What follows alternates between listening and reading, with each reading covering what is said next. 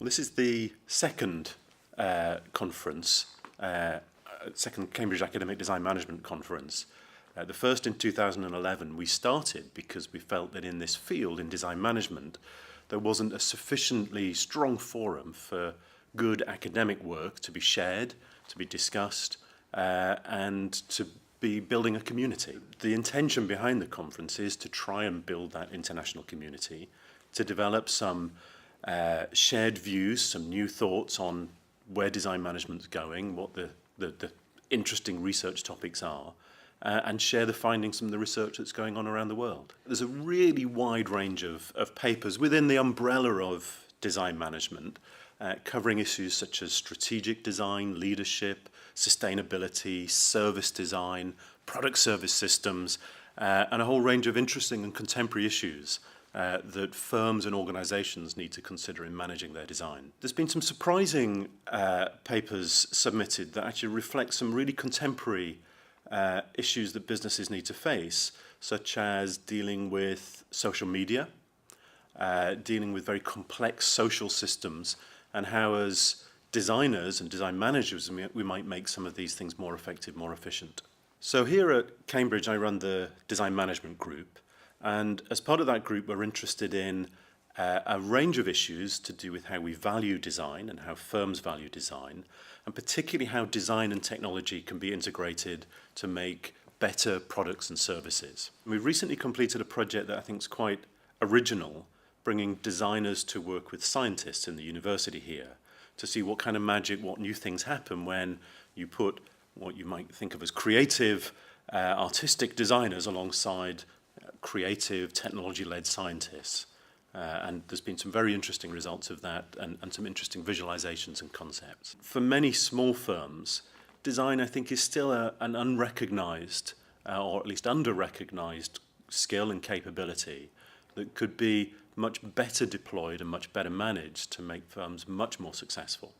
I think there are many firms which would benefit hugely from having that perspective, that user-led perspective, creative perspective at a much more senior level in the organization to galvanize and integrate what actually is quite an important part of the business. But I think as ongoing themes that my research will address, issues of how firms value design and continue to value design to make best use of it. Sustainability for sure is an important issue, and also design in much more complex social technological systems. What continues to surprise me is how firms don't see the clarity of that message. And it's plainly obvious to those in the design business that actually firms who do design their products and services well and consistently are more likely to be more successful. I think there's a danger of design becoming a buzzword because it may be trivialized. But I think the importance of design will continue to be recognized as important strategically. I think a flavor of the research we certainly do here at Cambridge is that we try and make sure that our research outputs are very practical and very applied. So a number of our projects result in tools or methods or ways that firms can engage in what might be, for the academic community, theoretical or complex ideas, but in a way that's presented to business in a clear and concise way. I think there's definitely a burden on the academic to make sure that we're not presenting intractable, complex ideas to business people who are not going to engage with those ideas. And maybe the message is that as design academics we need to design our own outputs and design them in a way that's suitable for the audience. And I think providing we do that, then business is perfectly able to engage with all sorts of complex ideas.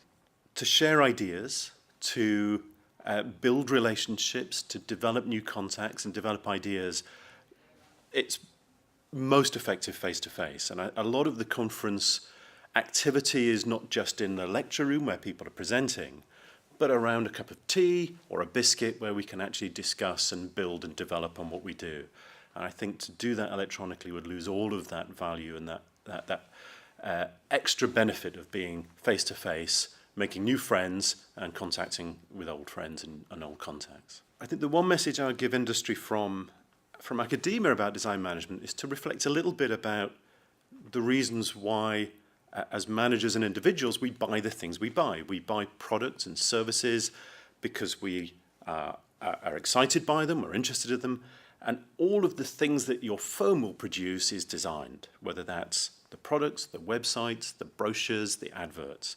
And in order to design those effectively, it's important to manage that activity and think about how the business as a whole manages its set of designed outputs.